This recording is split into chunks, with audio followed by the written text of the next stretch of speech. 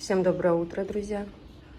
Просыпаемся сейчас поздно. Время уже доходит 10. За детьми зашли друзья.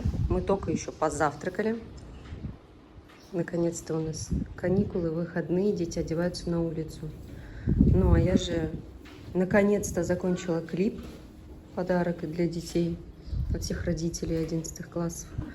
И могу спокойно уже снимать, заполнять память своего телефона своими роликами. Иначе у нас вот этот клип очень большое место занимал в телефоне.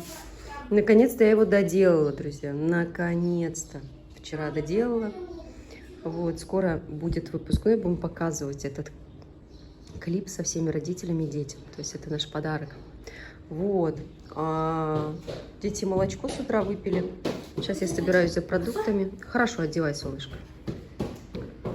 За продуктами, в общем, вместе поедем. Поехала я, как всегда, с зарядкой аккумулятором, точнее, от велосипеда, на велосипеде за продуктами. На улице сейчас очень сильно ветрено и очень сильно жарко в Турции. И всегда вот такой вот ветер поднимается, когда духота, жара. Я уже к этому привыкла. Поначалу, конечно, было непривычно. Возвращаюсь за очками. В Турции вообще невозможно находиться без очков и без солнцезащитки на улице.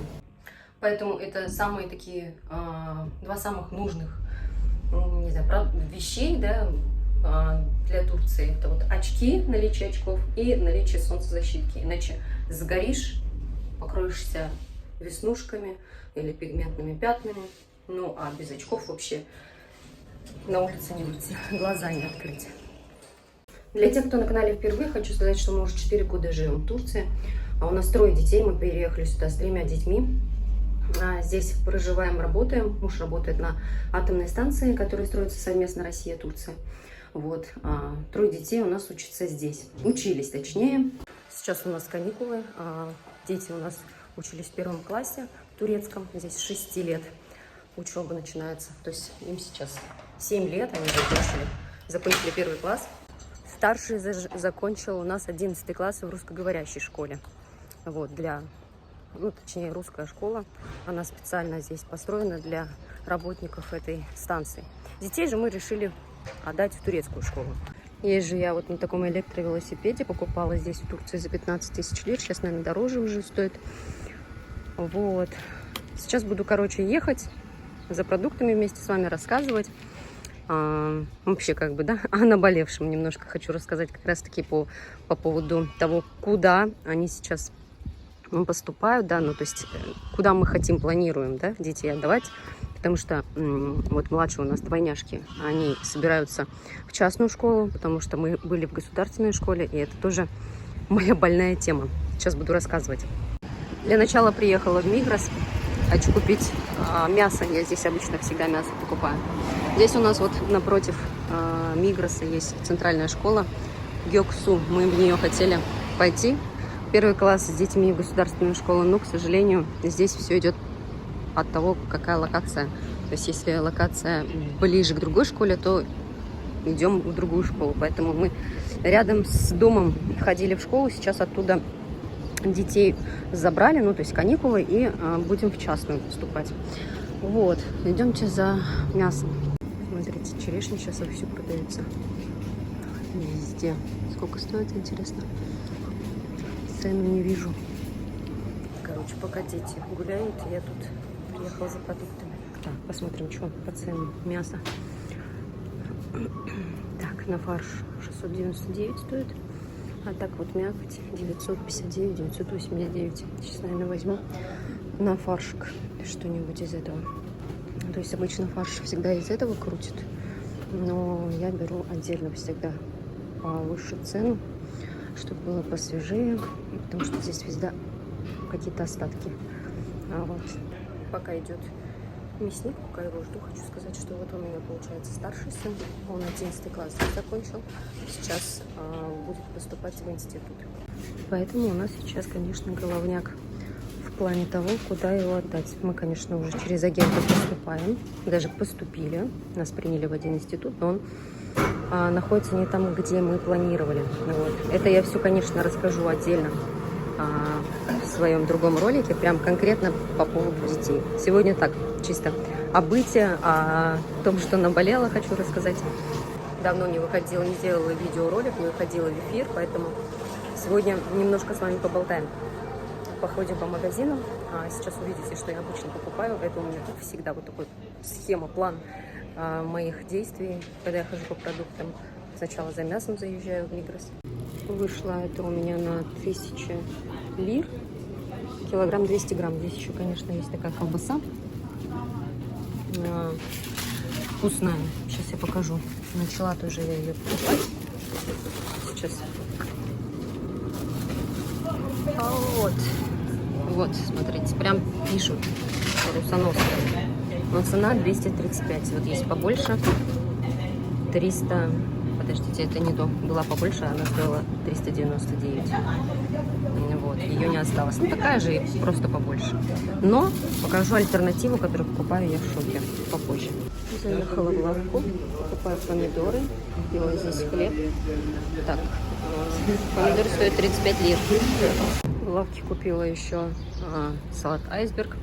Вот так оставляю, кстати, на улице мясо и фрукты, потому что ненадолго зайду сейчас. Надеюсь, мясо у меня не испортится. Конечно, очень сильная жара. Захожу в БИМ, знаете, за рисом. Очень мне нравится здесь рис. Сейчас покажу. Спрашивают подписчики как раз таки, какой рис я пользую для пилава. Вот. Самый-самый вкусный. 85 лир стоит. Самый вкусный считается. Что хочу сказать. По поводу цен, конечно, цены все равно сейчас очень дорогие стали. И на продукты поднимаются цены. Вот здесь нету, да? Вот она. Нет, не такая. Каша на днях, смотрю, 80, где-то 100 лир. А раньше стоила 50 лир. Цены очень сильно растут. Здесь ее нету. Хотела на примере этого показать. Сливки тоже. Вот посмотрите. 18%, 200 миллилитров, 53 лиры стоит. Раньше очень дешево было. А 35% 69. Беру здесь, кстати, всегда их. И беру грибочки. Делаю обычно сливочный соус для спагетти. Вот. И молоко тоже, если посмотреть, смотрите, 59 лир стоит. 3,7 молоко. 55, 3,1. Вот, а раньше что-то около 30 лир было. Ну, то, что в моей памяти, я говорю. Здесь, кстати, вот грибочки в БИМе всегда вкусные. Беру здесь шампиньоны. Так, есть вот такие большие. Большая упаковка стоит 149. Это 80 грамм. 400 грамм стоит 79. Как раз таки я и беру. Авокадо поштучно 49 лир стоит. Вот, пока брать не буду. Через раз беру авокадо, через раз беру такие продукты, которые прям не обязательные, дабы сэкономить. Вот, так как в этом году у нас поступающие, маленькие дети в частную идут в школу. Так, что-то еще мне нужно здесь. Вот, а в частной школе канцелярия просто очень дорогая. В БИМе получилось на 218 лир. Получается рис, как он там, сливки 200 миллилитров и грибочки. Вот так вот езжу и собираю пакет. Сейчас еще заедем в Асту-1. Захожу в Асту-1 чисто за йогуртом. Здесь, кстати, каша есть, так как про которую я говорила. Вот она, смотрите. 500 грамм. Вот эту кашу мы брали раньше за 50 лир примерно. Сейчас она 100 стоит. Вот так цены тут тоже часто меняются. Кстати, яйца давайте покажу. 30 штук 149 лир. Яйца еще более-менее. 30 штук 149 лир. По-моему, лира сейчас 1,6, 1,58, где-то так. Йогурт я всегда здесь покупаю. Вот этот очень мне нравится. Я не знаю, в принципе, везде. И в этом, да. 4% примерно жирности идет. Но он такой густой и очень вкусный. Я его всегда покупаю. Ну и последняя покупочка. Это магазин Шок. Колбаса. Альтернатива той колбасе. Так, вот здесь вот она. Колбаса вот эта вот. Вот. Хинди салам называется. И вот она более-менее, она небольшая, 109 лир стоит, но она более-менее похожа на наши вареные колбасы, еще и из индейки. Правда, состав, мне кажется, не прям 100% индейка, здесь много, наверное, всего добавлено, включая овощи. Я уже дома пришла, присела на балконе. Балконе сейчас очень хорошо. Наверное, самое классное место, где я сейчас постоянно нахожусь, чай пью здесь, кушаю. Это на балконе. Такой вот стол мы купили себе. Наконец-то я уже показывала. Хочу продолжить тему, да, вот как вы увидели, покупаю всегда продукты. Примерно, да, мои продукты, вот они в основном вот так выглядят, то, что я покупаю. И всегда вот так вот, заезжая в каждый магазин, в чем-то себя иногда ограничиваешь, иногда покупаешь альтернативный, более дешевый вариант. Вот, естественно, да, не у многих сейчас прям, как сказать, такое время, что они могут себе все позволить. Вот, дети, кстати, домой пришли, сейчас сидят у нас в гостях с друзьями, до этого были у них в гостях. Вот, хорошо, что у нас есть, мне вот подарили, спасибо, ситы, такое закрытое, где есть друзья русскоговорящие, можно как бы вот так вот иногда их в гости оставить, иногда они у нас в гостях, и другие родители отдыхают, да, то есть вот так мы делаем всегда, поэтому переезжать отсюда не хочется. Вот. И исходя из того, что сейчас вот данный период, мы понимаем, что мы будем скоро очень большие деньги выкладывать, и нужно откладывать. Сейчас вот как бы приходится экономить. Вот, не жестко, но все же. И, наверное, у многих сейчас такая ситуация, цены очень бешено растут. К сожалению, это не во благо людям, а наоборот, да, ничего не поделать. Некоторые скажут, нужно развиваться, нужно в первую очередь стремиться к росту финансового положения в семье, а не зацикливаться на ценах в магазинах. Возможно, они и правы, но иногда, иной раз все равно как бы нужно уметь грамотно тратить деньги, и, наверное, финансовой грамоте нужно тоже немножко учиться. Вот, если ты будешь деньги тратить и направо, и налево, хоть сколько бы ты ни зарабатывал, они будут не хватить, их будет не хватать, я считаю. И хочу сказать, что вот по поводу пару слов еще, да, о наболевшем. Я, конечно же, не жалуюсь, не ною, но здесь вот мы как бы, да, сейчас вот конкретно я отслеживаю цены на институты, так как у нас старший поступает здесь, в Турции, в институт. Я отслеживаю цены на частные школы, так как хотим детей в частную школу отдать. Многие родители, находящиеся в Турции, да, русскоговорящие, которые отдают именно в турецкие школы, а таких очень много, за государственную школу. Многие за частную школу. Сейчас вот вам пару только слов скажу. Что такое государственная школа? Государственная школа, она абсолютно бесплатная, но там нет питания, то есть детей вообще не кормят, это все на вас. И вот мы, например, 1 год походили, для меня это вот на 2 детей сухомятку отправлять. Нас, кстати, не отпускали домой обедать, некоторые школы отпускают домой обедать, у нас нет такого. Или там привозить горячее им в школу. Для меня это, например, не совсем удобный вариант, во-первых. Во-вторых, мы не хотим из-за этого сите переезжать, а, как я и сказала, да, другие хорошие, как бы более-менее современные школы находятся, которые в центре. Это нужно жить рядышком. Здесь у нас школа такая более сельского типа, у них даже туалет на улице. Мы ходили в эту школу 4 часа всего лишь в день, и это было больше для меня, как, наверное, не знаю, как вот садик. Да, мы очень многому научились, дети хорошо читают, пишут на турецком, также и на русском мы их, конечно же, обучаем, также мы и татарскому, своему родному языку их обучаем.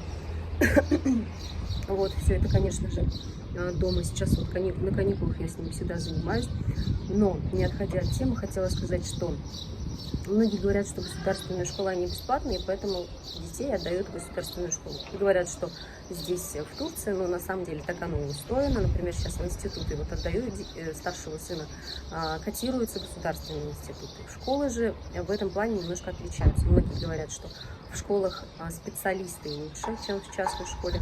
Но здесь тоже сейчас происходит такое, то что, да, как бы государство оплачивает и высоко оплачивает именно государственных работников. Вот, в частности, Так, пересела сюда. Телефон поставила на зарядку, благо есть на балконах зарядка. Хочу сказать, что вот, например, государственные школы, да, они там специалисты постоянно проходят какую-то сертификацию, то есть, ну, вот такой момент есть. Но сейчас вот если брать конкретно наш случай, да, у нас такая более сельская школа, у нас у одного ребенка один учитель, у другого другой. И вот у одного ребенка у нас, например, очень хороший учитель, прям очень сильно нравится, очень сильно поднатаскивает детей.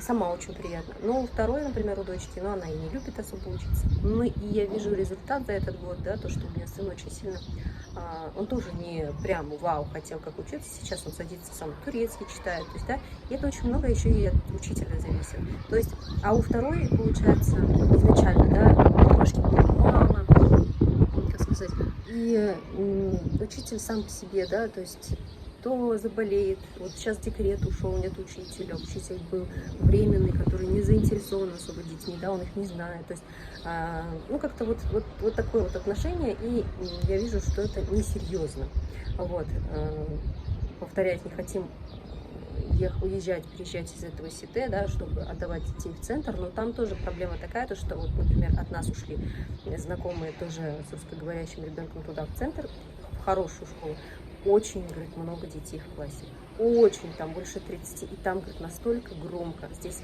в Турции дети очень громкие, чтобы вы знали, у меня даже вот дочка приходила первое время, говорила, я вот так сижу, говорит, на уроках, потому что, говорит, очень сильно шумят, получается, в частных же школах там поменьше детей. Там вот, говорит, больше 30. Чё, говорит, колобалык, как они говорят, да, ребенок сам приходит, говорит, очень сильно устаю, очень сильно громко орут, очень много детей, ничего не понимаю, не слышу. То есть вот такие моменты, да. Везде, во всех учебных заведениях могут быть хорошие учителя, могут быть плохие учителя. Везде всякое может быть, я соглашусь. Но, вот, например, почему я хочу в частном конкретно вам хочу сказать, да, это с 8 утра до 5 вечера, с ними занимаются, есть продленки, есть занятия, есть подготовка какая-то, есть дополнительные кружки, есть питание трехразовое, завтрак, обед, полдник. То есть здесь вот в частных садиках и частных школах очень, как бы, ну, как сказать, чуть ли не в попу целуют, да, чтобы дети себя комфортно чувствовали.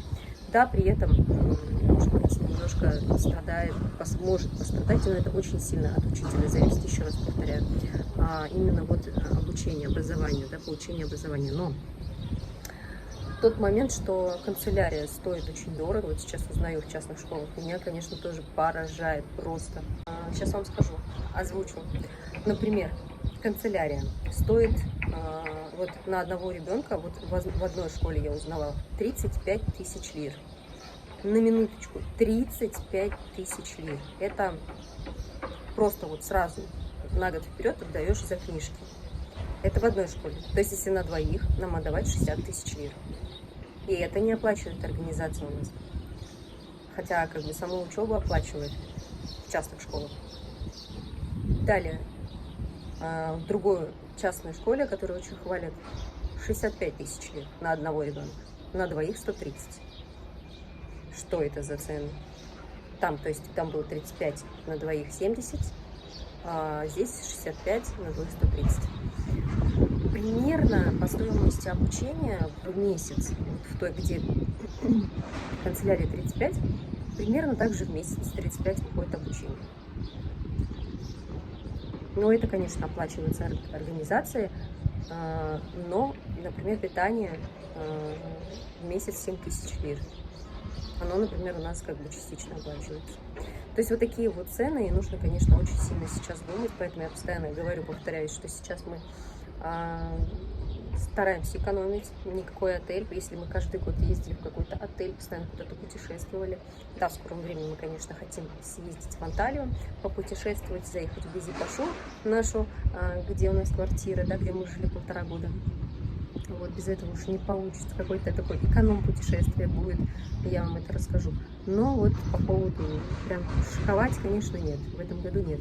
И даже вот если сравнивать с государственными учреждениями, да, вот в институтах, например, ну, примерно в районе, сколько, где-то 100, пусть 1000 рублей в год государственный. Не такой прям высокий, но можете 150 тысяч рублей в год. Государственный институт.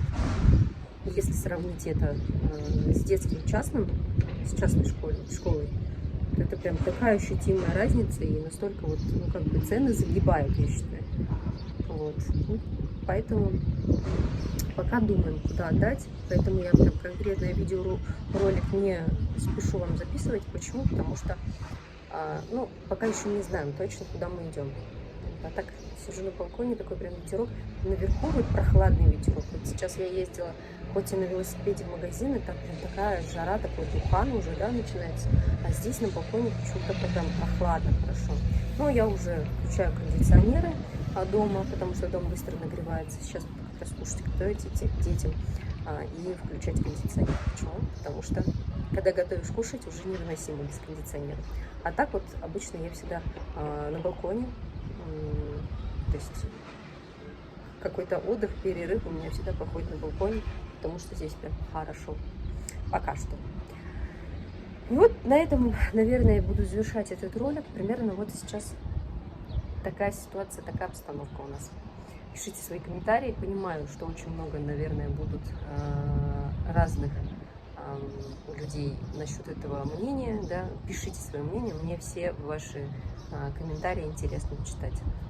Все, друзья, всем желаю, как всегда, много денег, счастья, здоровья, мирного неба над головой поскорее всем. Всем пока.